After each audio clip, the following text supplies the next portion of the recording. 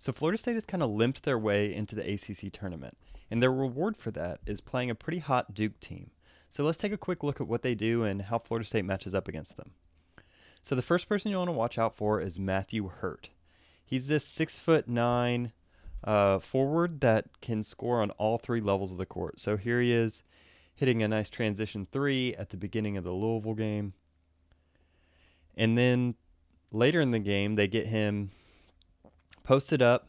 So this is him with the ball clearly on a smaller guard, and he gets an easy basket close to the rim. So I wanted to take a quicker look at this, a longer look at this. So they're running what's called wheel action. You can see that the screens are kind of going in a circle. You have a pin down and an up screen. And so you have this guy coming off the pin down, but it's kind of just a diversion for now.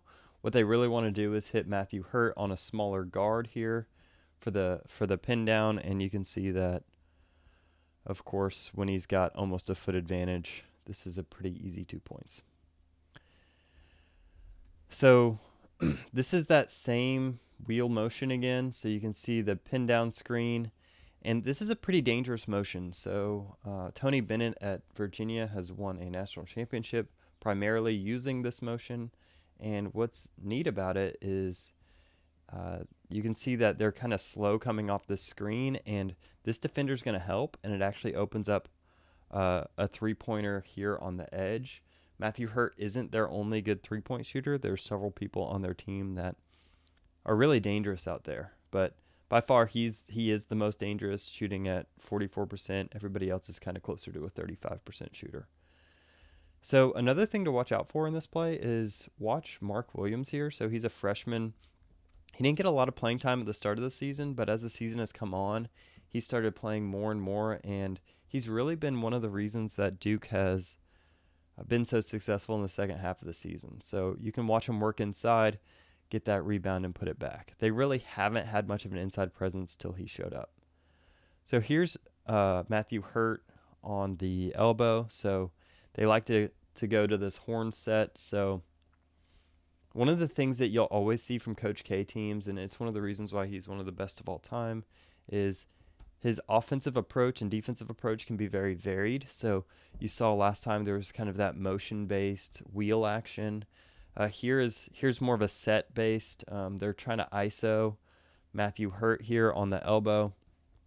He doesn't pass much, but he can kind of score from all three levels, like I said earlier. And this is really what they're looking for. And so you'll just see them doing all sorts of different things to try to get him the ball, and also Mark Williams. So Mark Williams getting the ball in the same kind of horn set.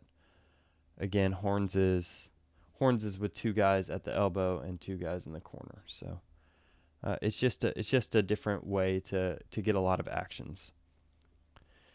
So here's kind of their pick and roll action. My problem with them when the pick and roll is they have several guys that are okay ball handlers and okay distributors, but they don't have anybody that presses the rim very well. They're one of the worst teams in the country at picking up fouls, and that's because, right here you want to go up strong instead of doing that little pump action. You're not going to get many fouls called for you. But luckily for them, the success of these kind of actions have really turned around since Mark Williams has had more playing time. As you can see, he just kind of dominates around the rim on the offensive side of the ball. You can see here that when they're good, they're making shots. So here Roach makes this perimeter shot in transition, and they have several players that can do that. But really, you want to make sure that Matthew Hurt doesn't take too many shots because he's shooting about 44%. Mark Williams actually gets boxed out really well. This is textbook by Louisville. He kind of gets lower, gets in front, and he pushes him out. Luckily, the ball bounces right to him, and there's not much that can happen. So if Florida State wants to be successful, they've got to learn how to shut down somebody and really box him out and keep him away from the rim, or else he's going to be putting the ball back all night. So here's a pick and roll, and they get the ball to the corner. You can see that the tag man kind of gets lost inside. That's this guy. He's helping on this pick and roll action, and he just can't make it back outside. This is kind of what Duke does if they're not running the motion. This will probably be what they do against Florida State. Florida State does a good job of getting in passing lanes and making motion hard. One of the reasons why they have some success against Virginia. And here is Mark Williams being Mark Williams. So on the offensive side of the ball, Mark Williams really is a special talent, and it's a shame for him that he didn't get much playing time until about halfway through the season. So this is what Duke does best on defense. Defensively, they're aggressive, and they like to get in the passing lanes. So you'll see here there's a dribble drive penetration along the baseline, and this defender is not sleeping. He's ready. He's expecting this pass back out top, and he jumps on it. I will say that Goldwire, their senior defender, you'll see him on the court. He's an okay offensive player, but where he really excels is getting these steals. So here is another problem with their defense, and probably the biggest problem with their defense. So I just said that they're aggressive, and you can see that. Look, one pass away, this guy's way up on the perimeter. This closeout comes in pretty hard, and it gives the Louisville player a nice dribble drive penetration.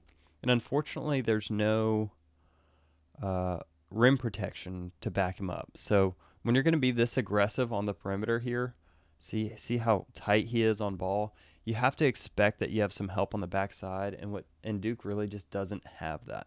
So you can see Mark Williams is consistently slow on this help, and it means that there's really just little to no rim protection. Here's another example, initial aggressiveness that's not backed up by any sort of help on the back end. Notice how cautious these players are here. All three of them are just kind of ball watching. I mean, this poor little guy doesn't really stand much of a chance of blocking this shot, but he doesn't get any help on the backside, and it means an easy 2 points. And honestly, this is probably just because they're freshmen. They don't have a lot of experience. They don't have a feel for playing really good defense.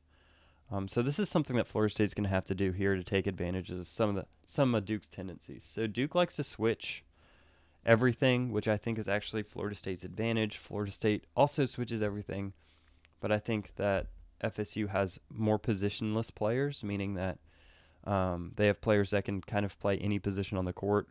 Duke doesn't quite have that. So you see this initial switch. So now Hurts is on the ball, and another screen is coming.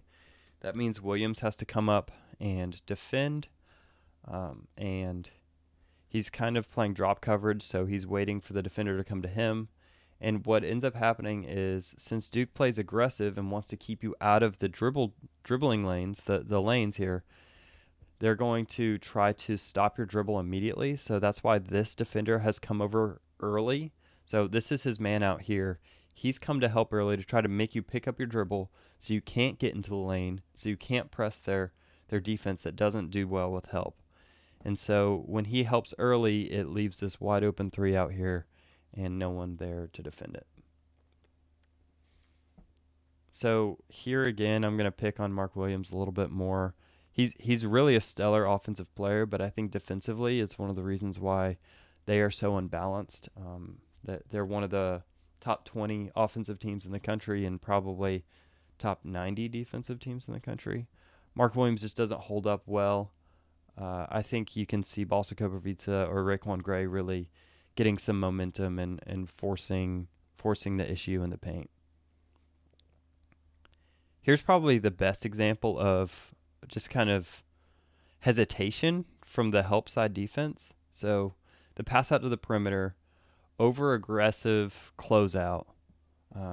This aggressive closeout gets them steals and it keeps people from shooting a lot of 3-pointers on them, but they do have one of the worst 2-point percentages given up in the country. So there's pros and cons to that.